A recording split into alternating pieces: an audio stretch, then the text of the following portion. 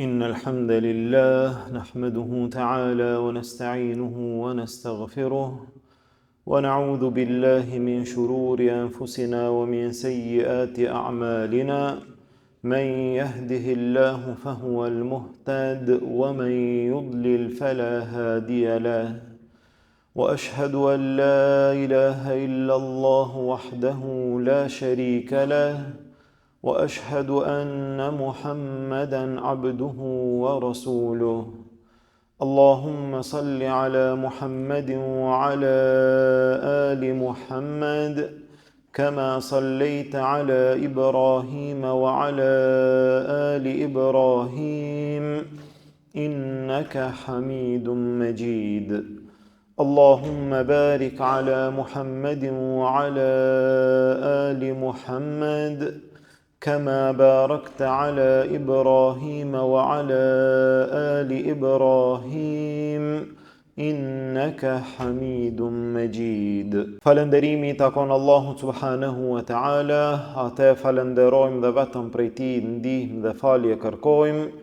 Salavatet dhe selamet tona ja dërgojmë dashurit ton Muhammedit sallallahu alaihi wasallam, familjes tij, shokëve tij dhe gjithë atyre që e pasojnë rrugën e tij deri në ditën e gjykimit. Vëllezër nderuar, me lejen e Allahut azza wa jall, vazhdojmë së bashku në hijen e serialit Pastruesit e mëkateve, pastruesit e gabimeve tona, pastruesit e gjunaheve tona. Nuk ka dyshim se secili prej nesh ka gabimet e tij, ka gjunahet e tij në të kaluarën dhe në të tashmen. Mirë po, Allahu azza wa jall për secilin prej nesh dha mundësi, zgjidhje të ndryshme, ibadete të caktuara që ne nëse i bëjmë ato, ne nëse i realizojmë ato, gradualisht pastrohemi, lahemi nga gjunahet tona, deri në atë shkallë sa që ka mundësi njeriu të vjen në dunja, të ban gjunahe, mirë po pas atyre gjunaheve të ban vepra të mira, të ban ibadete të caktuara, të cilat i ashlin, i afshin atij gjunahet dhe të del para Allahut azza wa jall pa gjunahe fare. Këto janë mundësi të arta, këto janë zgjidhje të dalluara të veçanta, që secili musliman duhet të mundohet t'i shfrytëzon, t'i vepron, t'i praktikon ato në jetën e tij në mënyrë që t'i pastron gjunahet e tij.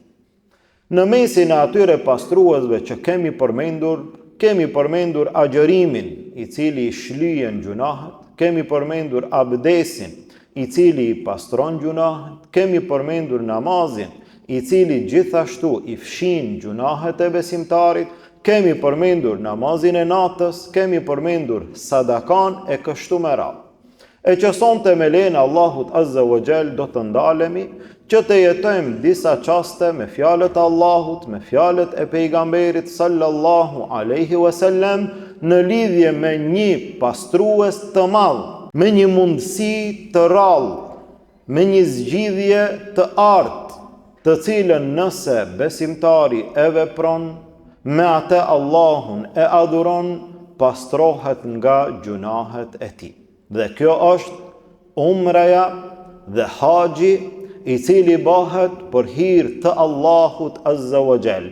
Nëse njeriu bën umra, nëse njeriu e bën haxhin për hir të Allahut azza wa jall, ashtu siç kërkohet, këto janë ibadete që njeriu i afshin, i apastrojnë gjunahet e tij. Pejgamberi sallallahu alaihi wasallam tha: "El-umratu ila el-umra."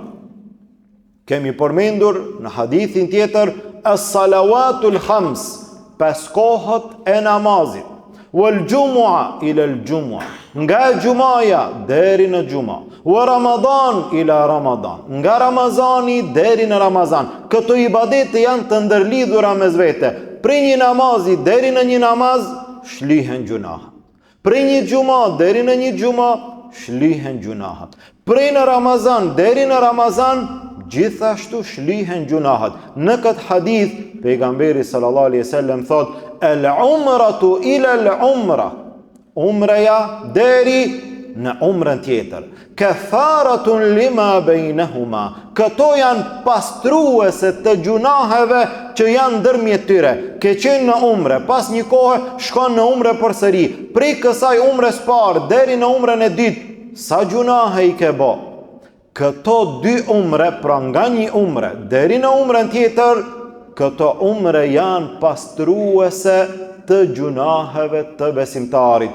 Wal hajjul mabrur, ndërsa haxhi i pranuar nuk ka shpërblim për te përveç se xheneti Allahut azza wa jall. Kështu thot pejgamberi sallallahu alaihi wasallam, umreja deri në umre i pastron gjunahet. Haxhi i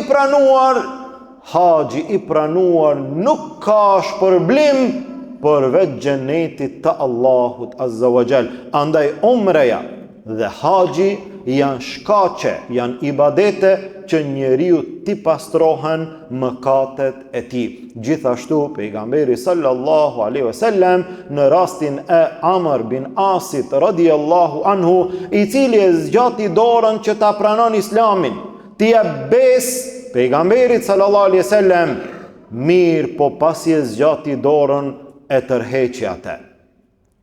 Pejgamberi sallallahu alaihi wasallam tha, çka u bë me ti o Amr?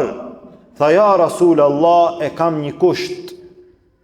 Do ta pranoj Islamin, mirë po e kam një kusht. Cili është kushti yt? Tha, e kam një kusht. Do ta pranoj Islamin, mirë po Allahu të mi fal gjunahet që i kam bë më herët, të mi fal të kaluarat. Pejgamberi sallallahu alaihi wasallam tha, o Amr, a nuk e di ti që Islami, në momentin që njeriu e pranon Islamin, Allahu i afshin të kaluarën e tij? A nuk e di që hijreti, në momentin që njeriu ban hijret për hir të Allahut, Allahu ja pastron gjunahet e tij? A nuk e di që haxhi, ai i cili e ban haxhin për Allahun, haxhi i afshin gjunahet e tij. Pra haxhi është një prej pastruesve të mëdhej deri në atë shkallë, sa që tha pejgamberi sallallahu alaihi wasallam, men hajja hadha al-bayt falam yarfuth walam yafsuk raja'a ka yawmi waladathu ummu. Ai i cili e ban haxhin, ai i cili shkon në Kabe e ban haxhin për hir të Allahut azza wa jall. Falam yarfuth walam yafsuk. Nuk ka kontakt intim me bashkëshorten për derisa është në ihram dhe nuk ka gjëra që e çojnë deri në atë shkallë. Gjithashtu walam yafsuk, dhe nuk ban gjunahe duke qenë gjatë haxhit kthehet në shtëpi. Çfarë pastruesi është ky? Çfarë mundësi është kjo? Çfarë zgjidhje është kjo për besimtarin? Të gjithë kemi gjunahe dhe gjunahe, të kaluara të shumta, mirë po njeriu shkon në haxh, si kthehet? Tha pejgamberi sallallahu alaihi wasallam, kthehet i pastër si atë ditë që e ka lindur nana e tij. Subhanallah. Ai i cili shkon në haxh dhe kthehet, mirë po haxhin e ka realizuar ashtu siç kërkohet, haxhi mabrur, haxhi i pranuar. Cili është haxhi i pranuar? Ibn Hajeri tha, ai i cili e ban haxhin për hir të Allahut azza wa jall, nuk e ban për sy e fatësi, nuk e ban për emër. A ka njerëz që edhe në haxh munden me shku me qëllime tjera? Fatkeqësisht, Allahu na ruaj. Nëse dikush shkon në haxh, para mendojni të tuban të holla, të sakrifikon, të mundohet, të lodhet, t'i ban gjitha sebepet të shkon në haxh, t'i ban gjitha ibadetet dhe në fund nuk i vlen. Për çfarë arsye? Nuk e ka pastër, nuk e ka sinqerisht për hir të Allahut. Po për çfarë? Për sy e fatësi, për emër, për reklam, për muhabete, e kështu me radhë. Ai i cili e ban për hir të Allahut dhe nuk ban gjunahe, duke qenë në haxh, nuk merret me fjalë të kota, me gibet, përgojim, nënçmim, ofendim, sharje, akuzime, e kështu me radhë, nuk ban gjunahe. ai njeri kthehet prej haxhit si atë ditë që e ka lindur nëna e tij. Subhanallah. Dietarët kanë diskutuar, a i pastrohen këtij njeriu vetëm gjunahet e vogla, apo i pastrohen atij edhe gjunahet e vogla, edhe gjunahet e mëdha? Disa kanë thënë i shlihen gjunahet e vogla. Gjunahet e mëdha duhet pendohet tek Allahu. Disa kanë thënë i pastrohen atij, Allahu ja fal edhe gjunahet e vogla, edhe gjunahet e mëdha, krejt gjunahet Allahu ja fal. Prej momentit që kthehet prej haxhi, dhe shpresojmë që kjo të jetë më afër, Allahu ja fal krejt gjunahet. Prej momentit që kthehet prej haxhi, kthehet i pastër, në një fletë të bardhë, në një jetë të re, duke e filluar atë në rrugën e Allahut Azza wa Jall. E mira edhe më e madhe është që nuk fillon jetë të re. Nuk fillon jetë të re nga fillimi për çdo gjë. Fillon jetë të re vetëm prej gjunaheve. E të mirat që i ka bë, të mirat i mbeten. I mbetet namazi, i mbetet agjërimi, i mbetet dhikri, i mbetet Kurani, i mbeten gjitha të mirat, i fshihen gjitha gjunahet. Dhe tash fillo edhe një herë. Një shans, një mundësi. Fillo edhe një herë nga mbara në rrugë të Allahut Azza wa Jall. Andaj nga kjo frikë, disa prej njerëzve duke pas frikë që kur kthehet prej haxhi mos ban gjunahe, çka kanë bë? E kanë shty haxhin. Dhe nuk ka shku në haxh deri kur? Deri vonë që ma kur kthehet prej haxhi mos të ban gjunahe. Dikush thot, unë kisha shkuar në haxh, ama s'mundem mandi me mbajt. Çka nën kupton me mbajt? Kur të kthehen prej haxhi ma mos të ban gjunahe. A duhet të shtyhet haxhi? Nuk duhet të shtyhet haxhi. I ri i vjetër, në çfarë do moshe të jepet mundësia nisu për në haxh. Nuk duhet të shtyhet, nuk është haxhi për 70 vjeçarin, për 80 vjeçarin. Haxhi është për secilin. Edhe 20 vjeçari, edhe 30 vjeçari, po edhe 70 vjeçari, edhe secili që e ka mundësin për të realizuar haxhin, duhet të shkon në haxh. Dhe nuk është në rregull ta vonon ai i cili ka mundësi. Ai i cili nuk ka mundësi është krejt në rregull. Ai i cili ka mundësi, nga se haxhi i kërkon dy mundësi. I kërkon dy gjëra të cilat janë patjetër, për dallim prej shtyllave tjera të Islamit. Namazi kërkon mundin, angazhimin, mundësinë e njeriu në aspektin fizik, shëndetësor, gjithashtu edhe në atë shpirtëror, mirë po jo financiar. Namazi vetëm në aspektin fizik.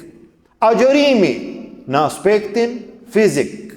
Zekati në aspektin financiar. Haxhi edhe aspektin fizik, edhe aspektin financiar. Të dy këto gjëra i kërkon haxhi. Edhe të ketë njeriu mundësi, shëndet në aspektin fizik, të ketë mundësi të realizon haxhin, po edhe në aspektin financiar ti ketë kushtet, ti ketë mundësit që të shkon në haxh. Ai i cili nuk e ka shëndetin, nuk e ka farz. Ai i cili nuk ka pasuri, nuk e ka farz. Ai i cili ka, ai nuk duhet të friksohet. Është bë haxhi shtrenjt, nuk është bë haxhi shtrenjt. Ka hip çmimi, nuk ka hip çmimi. Ne nuk him në temën e çmimit, pasi ajo është përgjegjësi e tjetër kujt, nuk është përgjegjësia jona, nuk caktojmë ne çmime. Mirë po, ai i cili shkon në haxh nuk duhet të ketë frikë nga varfria. Bile përkundrazi, pejgamberi sallallahu alaihi wasallam tha, ai i cili e ban haxhin, pasojeni umren me haxh. Pasojeni umren me haxh. Çdo herë që t'jepet mundësia, umre, haxh, umre, haxh. Sa herë që t'jepet mundësia, nëse e pason umren me haxh dhe haxhin me umre, tha pejgamberi sallallahu alaihi wasallam, haxhi e mbron njeriu nga gjunahet dhe e mbron nga fukarallëku, nga varfria. Do të mbron Allahu Azza wa Jall, ti ke sakrifikuar të shkosh në haxh për Allahun, Allahu do të mbron edhe nga gjunahet, edhe nga varfria. Bile një gjë e tillë i pastron gjunahet, e mbron njeriu nga gjunahet. Pejgamberi sallallahu alaihi wasallam tha, siç e pastron zjarri drishkun prej hekurit, ashtu e pastron umreja dhe haxhi njeriu nga gjunahet e tij. Andaj ai i cili shkon në haxh për hir të Allahut azza wa jall dhe e realizon haxhin ashtu siç kërkohet, kthehet prej haxhi sikur dita që e ka lindur atë nana e tij. Gjithashtu duke qenë në haxh, njeriu ban ibadete të ndryshme, ban ibadete të mëdha. Haxhi është mrekulli në vete. Vizita e Qabes, ibadeti në Qabe është mrekulli në vete. Njeriu mahnitet. Njeriu e ndjen në aspektin shpirtëror, një lloj qetësie, një lloj kënaqësie, edhe prej këtu vetëm kur është të injizuar. Mos të flasim për jetimi atij i cili është në atë vend dhe adhuron Allahun azza wa jall. Ta shohësh haxhin, ti shohësh besimtarët, edhe tash në Ramazan, i sheh njerëzit në umre, i sheh besimtarët në umre. Është kënaqësi e veçantë. Gjithaj numër, gjithë ata besimtarë. Tash para sa dite ishte numri rekord i muslimanëve të cilët janë në umre. Në Ramazan, 500.000 umregji. Mos të flasim sa haxhi. 500.000 umregji. Ai i cili e ban umre në Ramazan, pejgamberi sallallahu alaihi wasallam tha, umreja në Ramazan është sikur një haxh apo sikur haxhi me mua, me pejgamberin sallallahu alaihi wasallam. A e zaventson haxhin? Nuk e zaventson haxhin. Me shku në umre në Ramazan nuk e zaventson, nuk e kompenzon haxhin. Mirë po, ka shpërblim të madh me shku në umre. E ai i cili shkon haxhi, gjitha ato rregulla, po jo vetëm në haxh, edhe në ibadete tjera. Kjo është ajo mrekullia e Islamit. Kjo është feja Allahut azza wa jall. Nëse fillon nga namazi, shikoje namazin. Namazin të cilin e realizojnë besimtarët dhe bane krahasimin me gjitha fe tjera. Cila fe mund t'i ngjan Islamit? Cila fe? Përderisa në botë ka mira fe të ndryshme. Në cilën fe mund të jetë njeriu i lidhur me Zotin 5 herë në ditë. Dhe para se të hynë në namaz, duhet të jetë i pastër, të merr abdes, duhet veshja e tij të jetë e pastër, vendi i tij të jetë i pastër dhe 5 herë në ditë të jetë i lidhur me Allahun azza wa jall. Këtë nuk e gjen askund. Shikoje Ramazanin në mesin e gjithë ummetit islam, gjithë ummeti islam në këto ditë është agjerueshëm. Po këtë rregull kush mundet në dunja me e sjell? A ka ndonjë shtet? Cili është sot shteti më i përparuar në botë, më i civilizuar në botë? Në cilin shtet, të madh apo të vogël, mund të vendohet një rregull i tillë që shteti të sjell ligj kur njerëz do të ulen me ngran dhe kur në cilën kohë nuk kanë drejt me ngran. Dhe vendohet një ligj i tillë, sa njerëz do ta zbatojnë atë. Edhe nëse e zbatojnë me dhunë, do të ngritet populli në protesta. Nuk mundesh mi ndal njerëzit. Mirë po fjala Allahut azza wa jall. Gjithë ummeti islam qëndron agjerueshëm. Të gjithë ngriten në syfyr në një kohë. Të gjithë ndërprejnë ushimin, nuk sheh njerëz të cilët hajnë edhe pinë. Dhe vjen momenti i iftarit, gjithë besimtarët janë në sofër. 3 minuta, 2 minuta, nuk ka drejt askush. 1 minutë deri në momentin që vjen iftari. Në atë moment të gjithë së bashku, pa dhënë urdhër askush, pa i kontrolluar askush, pa i imponuar askush, pa pas kamera nga dikush, qoft njeriu edhe vetë në shtëpi, 1 minutë përpara çel iftar. Jo. Për çfarë arsye? Ky është ligji i Allahut. Kjo është feja Allahut azza wa jall. Këtë program nuk e gjen askund. Shikoje zekatin. Çfarë ndihme e zekatit është për gjithë ata të cilët kanë nevojë. Dhe në fund, shikoje shtyllën e 5 të Islamit, shtyllë e rëndësishme, themelore e fesë Allahut Azza wa Jall. Shikoje këtë shtyllë. Ku marrin pjesë në umre, gjysmë milioni, e në haxh 2 milion, 3 milion, edhe më shumë. Të gjithë në një pamje, të gjithë në një veshje, të gjithë në ihram. Po kush mundet me e bë një gjë të tillë përveç feja Allahut Azza wa Jall? Nuk ka logjik, nuk ka mendje të shëndosh, nuk ka gjeni në botë që mundet me shpik një gjë të tillë. Për çfarë arsye? Kjo nuk është njerëzore. Nuk është njerëzore. Kjo është hynore. Kjo është nga Allahu Azza wa Jall. Allahu i ka caktuar këto rregulla, i madh dhe i vogël, i varfër dhe i pasur, i thjesht dhe kryetar, i varfër dhe milioner, burr, i ri, plak, kushdo që t'jetë, i mirë dhe gjunaqar, çfarë do gjendje që t'ketë njeriu, të gjithë pa përjashtim në ihram. Në ihram, i cili të nënkupton qefinin që njeriu do të bëhet gati një ditë që të vishet me qefin dhe të përfundon në vareza. Të gjithë me një veshje të bardhë në ihram, duke thënë labbaik Allahumma labbaik, labbaik la sharika lak labbaik. Ky është ligji i Allahut. Ky është rregulli i Allahut. Ky është ibadeti ndaj Allahut Azza wa Jall. Këtë rregull nuk mund ta vendon dikush tjetër. Të gjithë në një vend të caktuar, në Kabe, në shtëpinë e lashtë, në shtëpinë e shenjtë, në xhamin e parë që është ngritur mbi sipërfaqen e tokës, në atë xhami ku vetëm një namaz. Lumi aj që Allahu ja mundson të shkon në umre, lumi aj që Allahu ja mundson të shkon në haxh. Po a diskutohet pas kësaj sa kushton, sa nuk kushton. Ai i cili i ka mundësit dhe ai i cili e ka synimin te kënaqësia, te shpërblimi i Allahut, ai nuk e shikon çmimin. Një namaz në Kabe, tha pejgamberi sallallahu alaihi wasallam, një namaz në Kabe sa 100.000 namaze në xhamia tjera. Një namaz. Po sa namaze do t'i fal njeriu në Kabe? Sa shpërblime do të merë duke u kthyer prej në Kabe?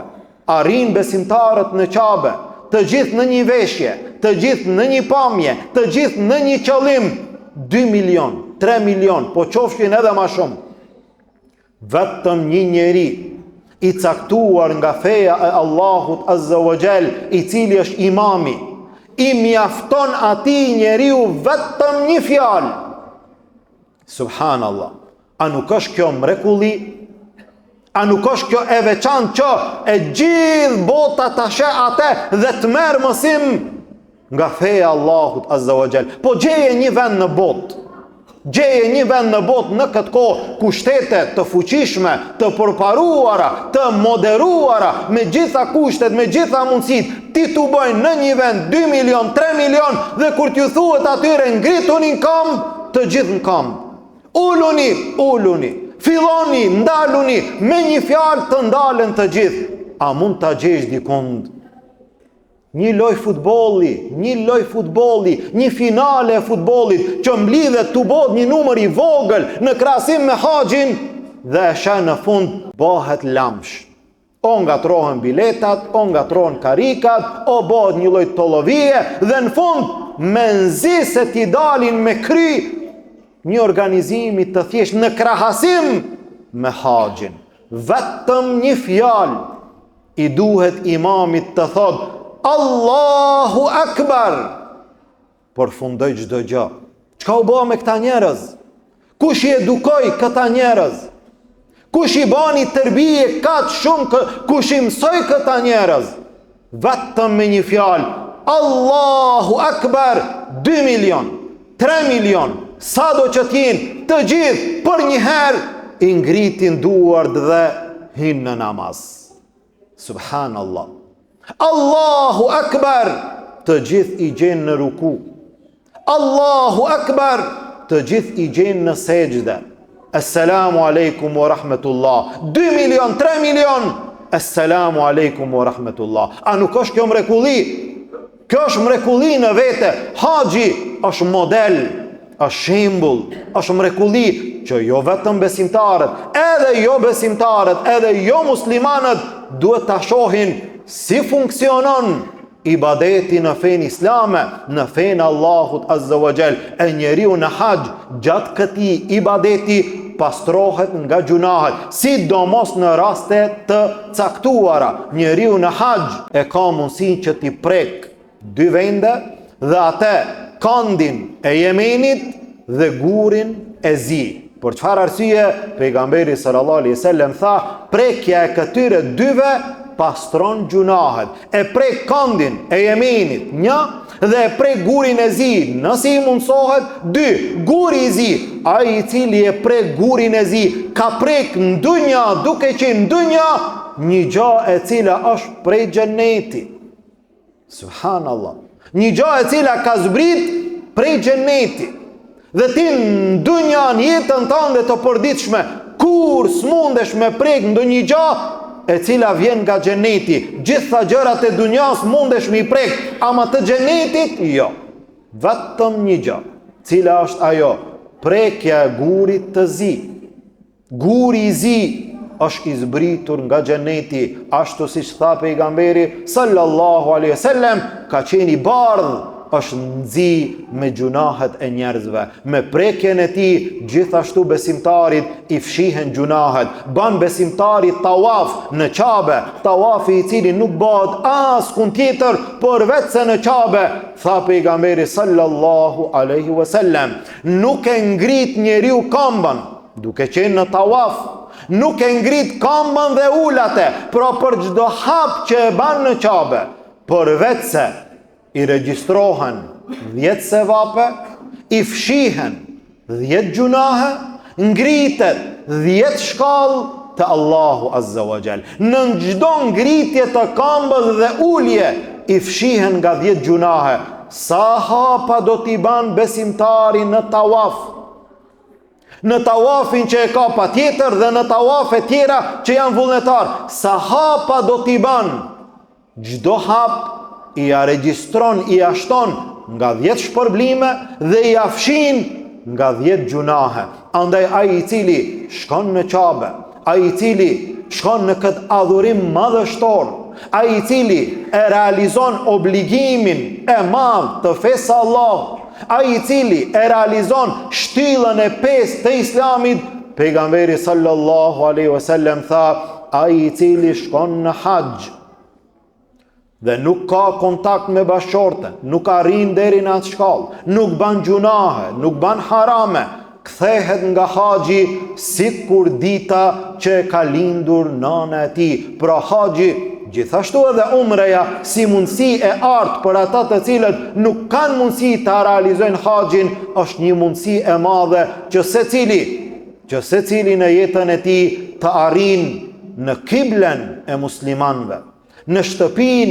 e shenjtë, në xhamin e parë, ti sheh vendet, ta kujton kohën e Ibrahimit a.s., Ismailit a.s., dhe pastaj kohën jetën e Muhammedit sallallahu alaihi wasallam, të shkel aty ku ka shkel kamba e Muhammedit sallallahu alaihi wasallam, ti bie në sejdë Allahut Azza wa Jall në advent të bekuar. Pra umreja dhe haxhi janë gjithashtu prej shkaqeve që njeriu nëpërmjet tyre mund të pastrohet nga shumë gjunahe. Ne lutim Allahun Azza wa Jall ata të cilët kanë qenë në umre dhe në haxh, Allahu ibadetin e tyre tua pranon. Ata të cilët nuk kanë qenë as në umre e as në haxh, Allahu një ibadet të tillë tua mundson. Lutim Allahun Azza wa Jall, Allahu të na pranon agjërimin ton, të na pranon zekatin ton, të na pranon hatmet tona, të na pranon lutjet tona, gjitha ibadetet Allahu të na pranon, gjunahet tona të na fal dhe të na pastron, nga dënimi i tij të na shpëton, në Jannatul Firdaus të na bashkon. Amin. Walhamdulillahi rabbil alamin. Wa subhanaka Allahumma wa bihamdik, ashhadu an la ilaha illa ant, astaghfiruka wa atubu ilayk.